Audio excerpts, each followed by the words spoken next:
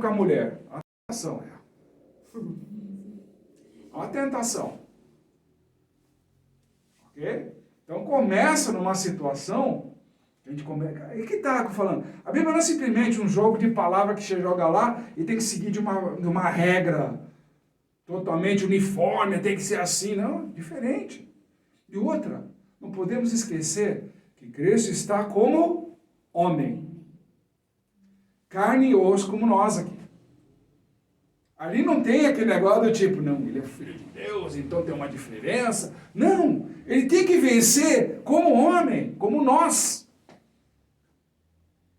Ele tem que vencer como nós, suportando todos esses tipos de comentários que às vezes a gente escuta. Hoje em dia, inclusive, é até muito engraçado. Você quer medir o humor do pessoal? É com as curtidas no Instagram. Ou no Facebook, aquele negócio todo. Ah, ninguém curtiu a minha foto, ninguém curtiu a minha publicação. Ah, ninguém fez isso. Ah, tem pouca gente, não sei. Aí você já vê a tentação. Tem gente que se mata e vai pagar milhões aí, não sei o que, passar para ter um monte de seguidores. Mas na verdade, você está comprando pessoas para fazer uma mecânica algébrica lá, para te seguirem. Onde está realmente a essência do que você é como cristão? Quem curte é porque te acompanha, te segue, te olha a observação que você tem lá, porque é uma frase bonita, uma foto bonita, trabalhada lá, no, como é que chama? Nos Photoshop da vida aí, né? Ou nesses mecanismos de correção de luz, que hoje qualquer celular tem, né? Para tirar até as olheiras, aquele negócio todo, né? Mulher daqui gosta, vocês gostam, né? Desse tipo de coisa, né? Então, sabe? Ah, não curtiram a minha foto. Então o pessoal fica lá procurando esses seguidores, aí tipo, para quê? Alucinados. Então perde muito do foco. Isso é tentação. Olha a publicação que você está querendo. O que você quer passar na tua publicação? Que você é bonita? Que você é formosa? Ou que você é uma mulher exemplar? Todo mundo fala da mulher sábia. Mas na contramão existe a mulher tola. Que é aquela mesma que é como pérolas, dada aos porcos. Cuidado, porque de repente você pode fazer uma publicação achando que é uma tremenda pérola e você está dando para os porcos. Então, cuidado com essas mídias sociais que de repente, porque não te dão uma curtida e aquele negócio todo, podem te enveredar por um caminho diferenciado. E você começa a se revoltar com Deus, se revoltar com uma série de coisas, porque Deus não te abençoa e você cai nas garras daquele que você precisa de libertação, que você precisa disso, que você precisa de oração, que você precisa de um monte de coisa, porque você deixou de andar com Cristo. Simplesmente isso. Então não perca a sua santidade para a sua própria carne. Cuidado. Cuidado sobre isso. Voltando lá. Ele vai falar do poço de Jacó, nós já sabemos toda aquela história do porquê que ele fez o poço e tudo mais, né? Não preciso entrar em detalhes aqui, né? E a mulher, nesse conversar, que ela vai falar, do seu marido, né? Não, mas eu não tenho marido. Só tem. Verdade, não tenho marido. Cristo também está fazendo um tipo de prova com ela. Vamos ver se ela realmente é mulher que fala a verdade. Se é uma mulher sábia. Porque se fosse mulher tola, como acontece hoje em dia, gente que mora junto, aquele negócio todo, não quer casar, aquela situação, e diz que é marido. Isso é tolice. Não casou? Então não é casado. Para com esse negócio. Viver maritalmente, aquela coisa toda, mas não vou assumir o papel. Para com isso. Mas a lei dos homens. A lei dos homens. Na lei de Deus você assume esse compromisso. Você assume um compromisso com outra pessoa.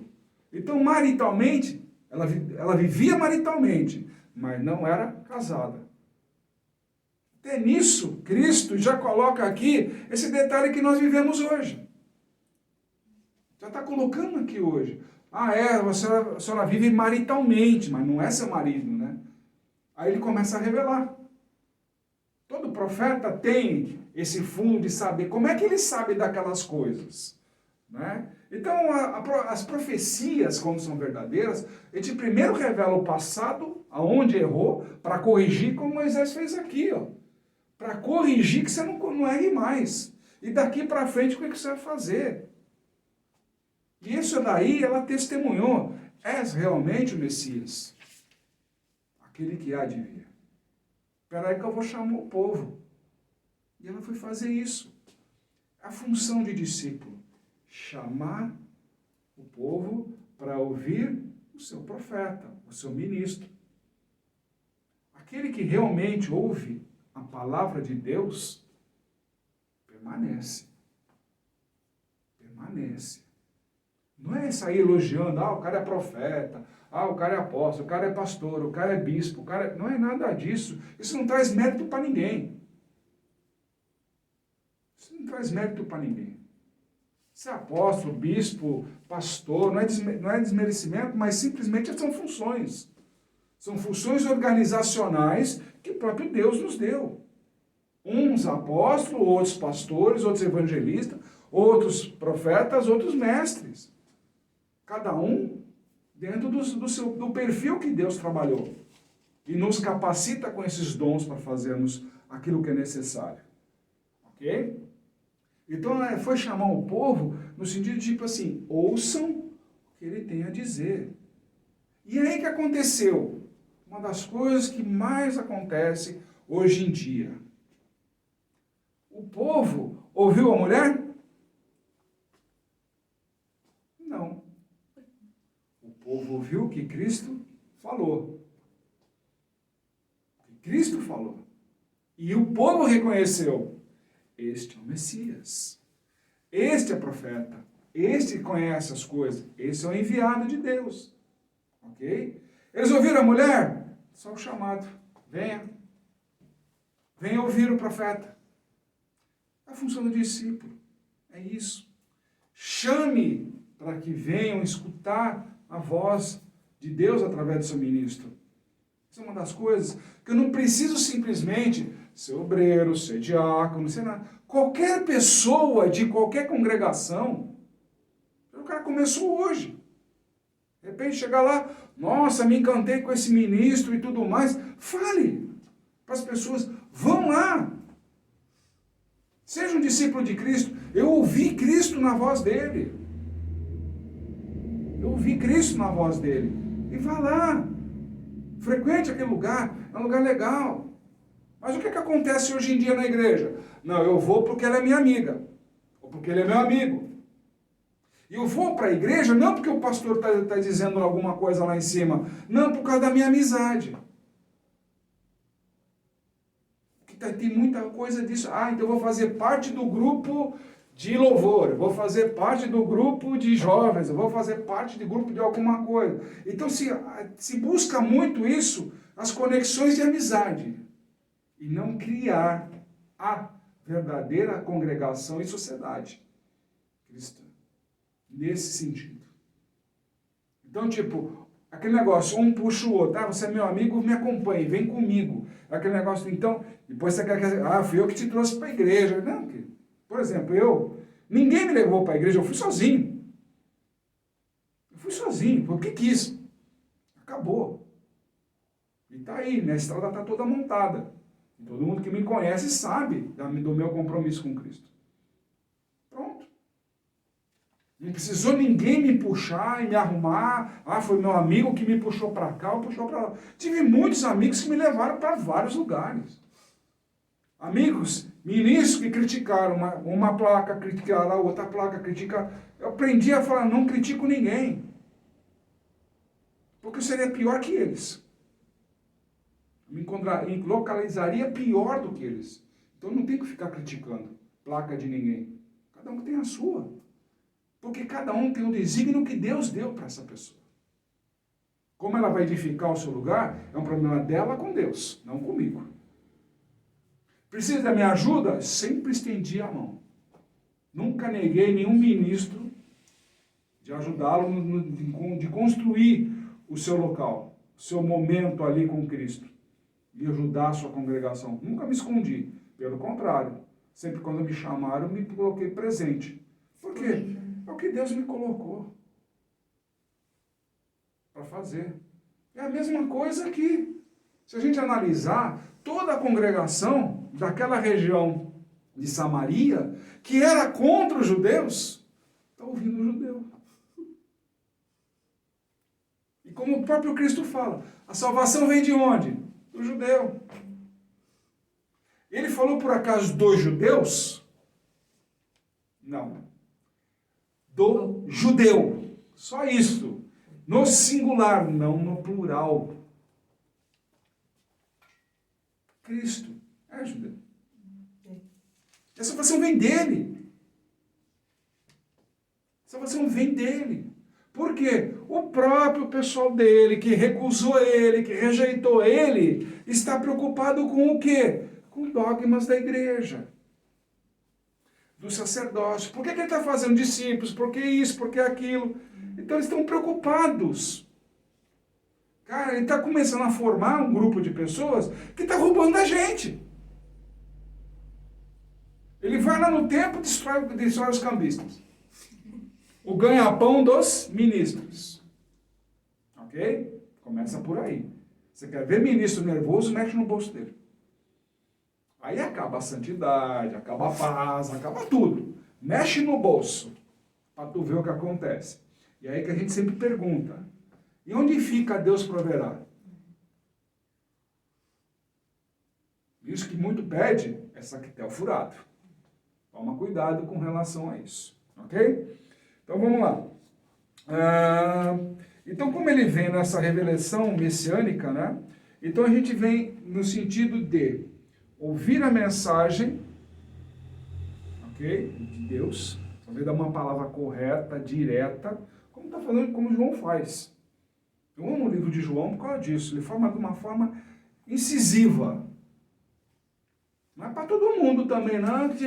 Porque as pessoas muitas vezes não entendem João porque estão preocupadas com a forma dele se expressar. Ou seja, preocupado com a própria carne. Ah, se você não fala de uma forma romântica, eu não vou ouvir. Se você não fala mais devagar, também não vou ouvir. Se você sair gritando, eu não escuto nada. Já viu? Essas igrejas que ficam gritando. Está aqui a resposta. No capítulo 5 de João.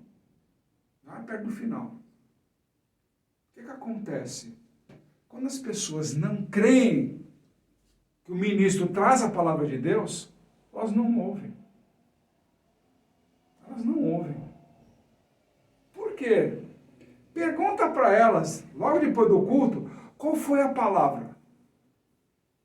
Elas não sabem. Ela dura ali meia hora, depois de 2 horas, então, como é que foi o culto? Uma bênção. Não, mas a palavra, ele falou ali pelo menos uns 40 minutos, né? Qual foi a palavra? Ah, sei lá, foi legal, cantei pra caramba, aquela coisa toda. Mas, e a palavra? E no dia seguinte, então, piorou, esquece. Esquece. Você quer medir isso? Legal, culto, imagina o seguinte, vamos supor, numa igreja, num domingo, 6 horas da tarde. Vai acabar 8 horas, 9 horas da noite, vai, chutando alto, vai. Ô, boa noite, a paz do Senhor, aquela coisa toda. Segunda-feira de manhã, a pessoa tem que pegar o busão para ir trabalhar. Aquela adoração foi tudo embora, acabou no meio da madrugada. Qual foi a palavra? Não sei, só sei que o cara tá pisando no meu pé, e eu vou bater nesse rapaz, e vou xingar aquela mulher, porque não sei o quê. Ainda mais quando passa uma mulher mais, né, mais decotada, mais formosa, aí os caras esquecem que, ó, nossa, Cristo falou para não olhar com a da carne. Mas aí já solta o famoso elogio, né, que todo mundo conhece, ou seja, já foi. Isso porque foram 2 horas. De louvores, né? Cantar aquela coisa toda, orar um pouquinho, e uma palavrinha lá qualquer, que não surtiu tanto efeito. O capítulo de João 5 dá essa característica do que nós temos hoje.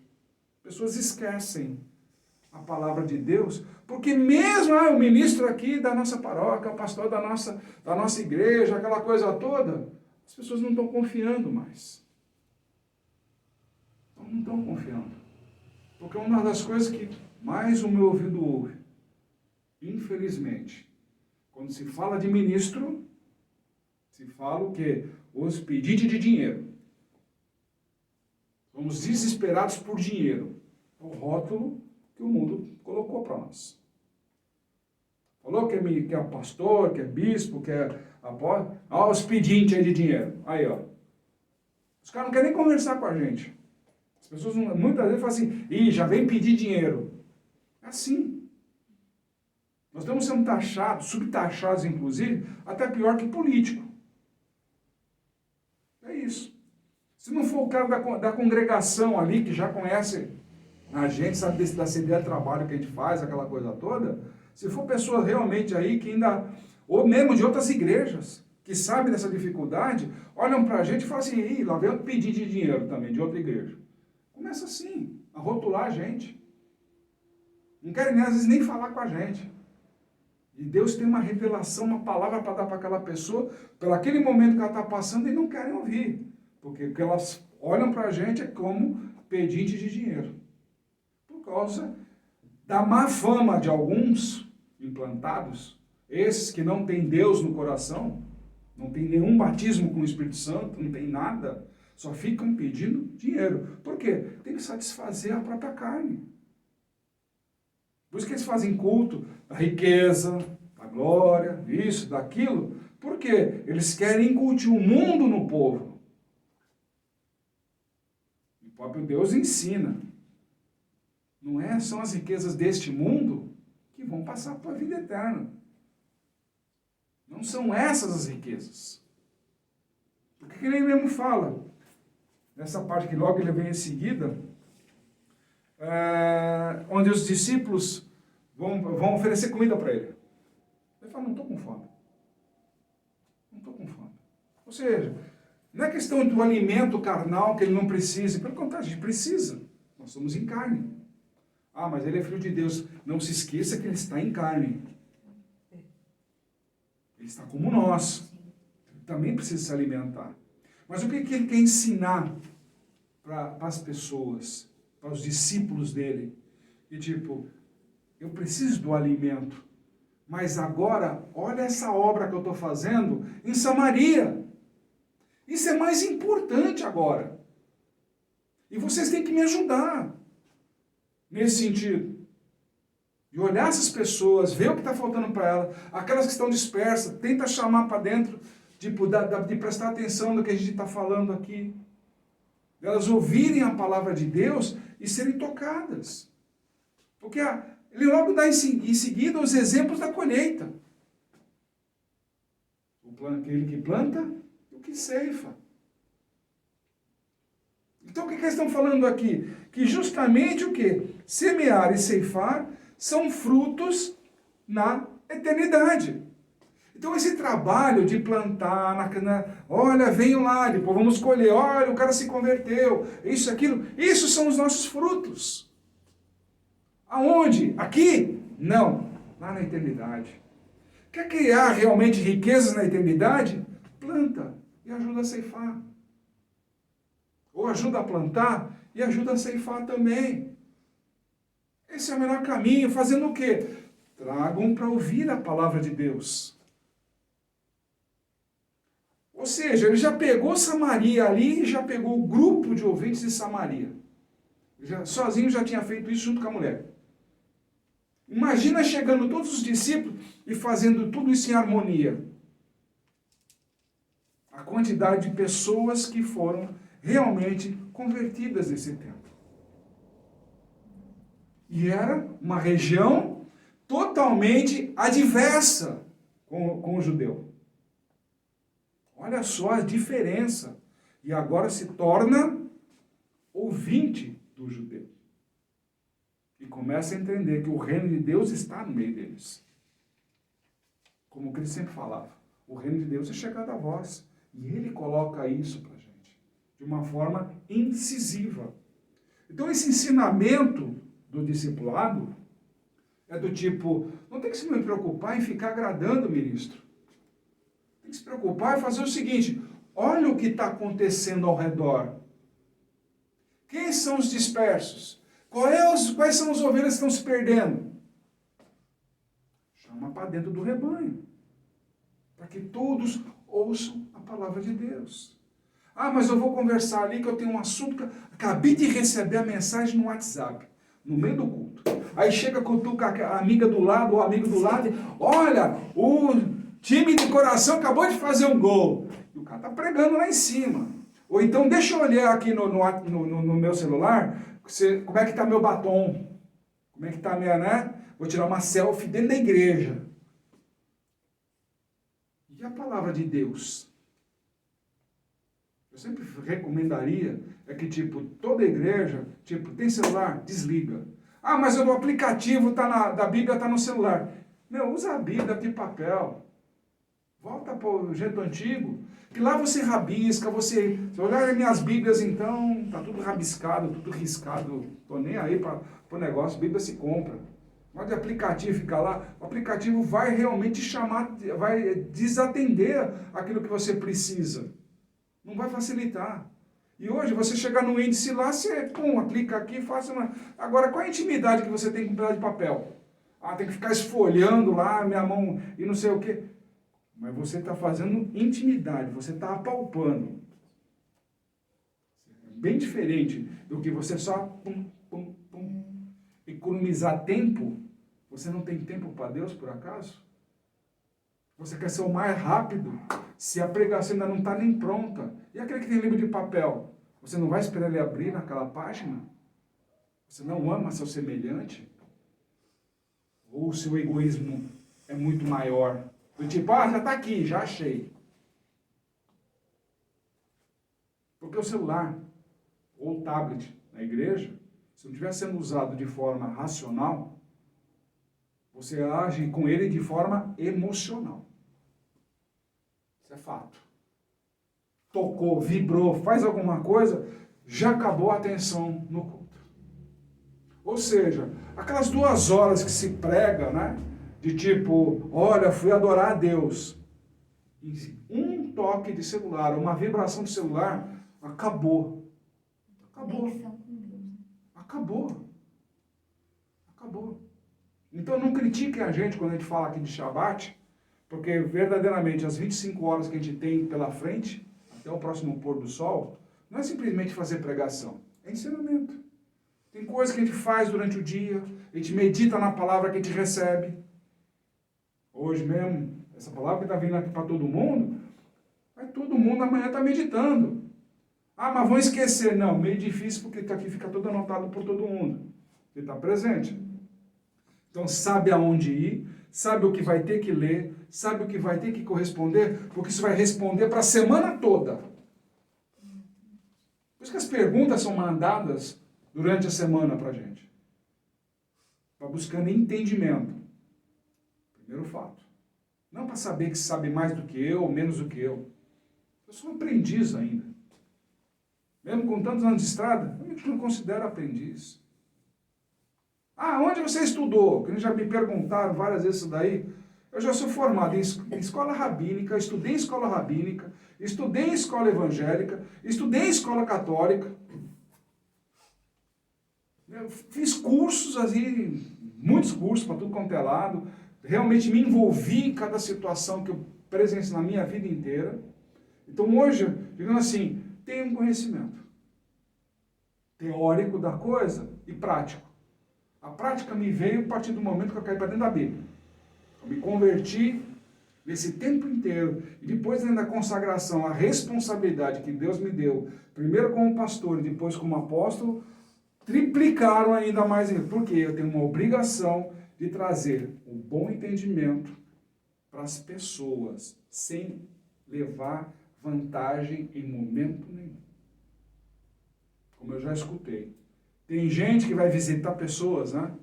Nas casas, visita na minha casa, aquele negócio todo, E mal entrou dentro de casa, já está ligando o taxímetro, né? Quanto vai cobrar aquela visita, né? Até hoje, graças a Deus, nunca foi necessário isso daí. Amém. E a gente Deus, fica... testemunha, amém. A gente fica horas e horas lá com as pessoas e o máximo às vezes é um copo d'água. Máximo. Ah, você não cobra, você... Deus vai prover. Se Ele vai me levar para lá, para algum lugar, Ele vai prover. Nós já saímos daqui de São Paulo, indo para o interior, e Deus proveu o necessário. Tanto para ir como para voltar. Então não tem aquele negócio de tipo, ministro que cobra fortunas, está ferindo o princípio da Bíblia. Principalmente Paulo. Principalmente o apóstolo Paulo, que ele nos ensina, inclusive para Timóteo, dá o necessário somente para ele voltar. Só isso. Não tem que dar horrores de grana, não. É o necessário para ele voltar para a casa dele. E se ele ficar mais que 3 dias aqui, tem que trabalhar. Então não venham com demagogias aí, ideologias, entendimento, uma série de coisas. A Bíblia é clara nesse sentido. Ah, mas o trabalho, o salário, né? O trabalhador é merecedor do seu salário, né? O dia que evangelizar é trabalho, eu paro com tudo. Porque eu prego o evangelho pelo meu prazer. O prazer de servir a Deus. E não de servir a homens. E nem a minha necessidade de carne. O evangelho jamais foi trabalho.